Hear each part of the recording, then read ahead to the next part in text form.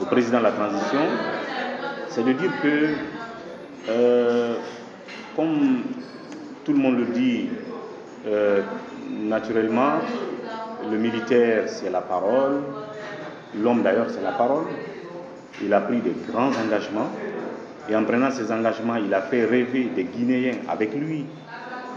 Comme Martin Luther King à l'époque faisait ce rêve qui est une réalité aux États-Unis et qui, si vous voulez, réjaillit sur le monde en termes de liberté, en termes de lutte contre les injustices, le racisme. Il a donc fait rêver les Guinéens quand il a fait ce discours en disant aux Guinéens qu'on va faire tabula rasa de toutes les pratiques les plus mauvaises du passé. N'est-ce pas? Aucun Guinéen ne devra mourir pour ses idées. D'ailleurs, ne sera bastonné ou enfermé pour ses idées, à plus forte raison, tué pour ses idées. Qu'il vienne pour un temps qu'il compte respecter, pour organiser des élections, pour que des civils élus à la suite d'élections transparentes soient mis à ces postes de responsabilité. Qu'il lutterait contre des pratiques qu'on a toujours dénoncées ici, qui a toujours fait que l'injustice sociale a régné au premier rang, l'enrichissement illicite des administrateurs publics, la corruption et tout le reste. Aujourd'hui, qu'en est-il? Regardez tout simplement la situation. Il y a des acteurs publics qui n'ont aucune gêne de se promener avec des véhicules de 200 000 $, pour même aller accueillir le président lui-même quand il revient d'une mission à l'extérieur. C'est-à-dire qu'ils mettent les véhicules de service à la maison, ils récupèrent un véhicule qu'il a acheté à 200 000 $, à 150 000 $, il se pavane avec publiquement pour aller accueillir le président de la République. Où est-ce qu'il a pris l'argent? Donc, ce sont là des pratiques pour lesquelles il a dit qu'on va arrêter.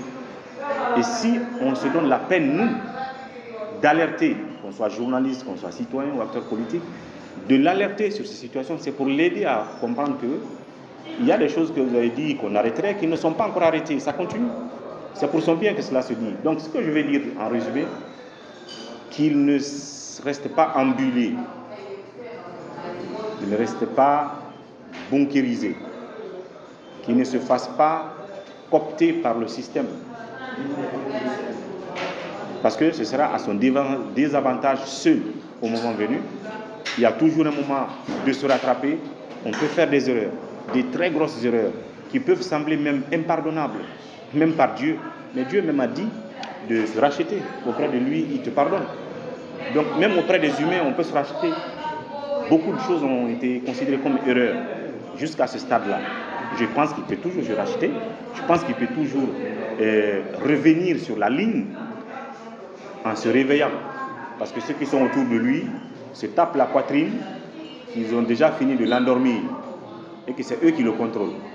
Il y a lieu qu'il s'émancipe du système.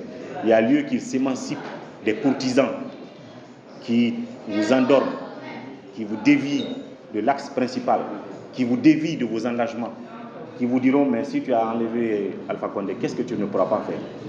Si tu as enlevé Alpha Condé, pourquoi tu ne peux pas fermer les médias? Pourquoi tu ne peux pas enfermer tel?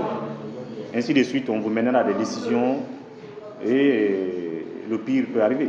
Donc le message, c'est de se réveiller. Le message, c'est toujours de garder l'humilité du chef qui porte, qui a une main de fer, mais en même temps avec un gant de velours. Bon, il s'est dit qu'il va être candidat aux prochaines élections. Lui, en personne, ne s'est pas prononcé sur la question. Quel est votre avis sur cette possible candidature du général Mamadi Doumbouya? Cette question de candidature éventuelle du président de la transition, moi je l'inviterai tout simplement à écouter un chanteur, ou je ne sais pas, je dirais un griot féticheur, en tout cas il s'appelle Giba. Je ne sais pas, c'est Giba Kouyaté, qui le chante dans une langue que le président de la transition lui-même comprend. Parce que pratiquement 90% de tous ceux qui se disent griots, chanteurs, sont pratiquement en train de chanter pour lui, pour qu'il reste indéfiniment à la tête du pays. Mais ce monsieur-là lui a dit, vous êtes un monsieur très bon. Mamadi Doumbouya, vous êtes en train de travailler, vous faites des routes, vous avez fait ci, vous avez fait ça. Il a reconnu tous les efforts que le président de la transition et ses amis, en tout cas les bons qui sont autour de lui, sont en train de faire. Mais à la fin, il lui a donné un sage conseil, Guiba Kouyaté.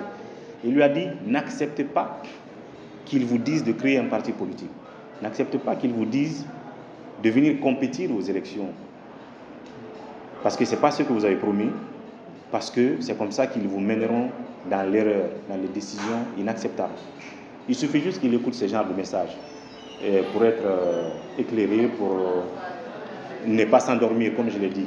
Parce que là où il est, il ne doit pas s'endormir. S'il s'endort, on le mènera sur le mauvais chemin que d'autres ont emprunté par le passé. Vous savez, Feu que les Fassal a dit à Alpha Condé, vous vous rappellerez, d'éviter les chemins interdits en démocratie.